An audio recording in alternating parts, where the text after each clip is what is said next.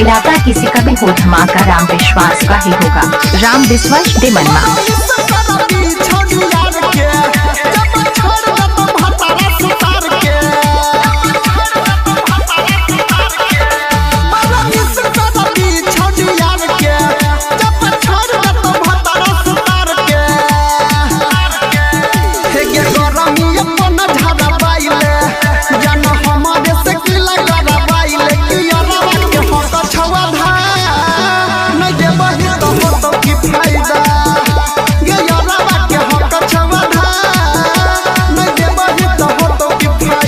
इलाका किसी का भी हो धमाका राम विश्वास का ही होगा।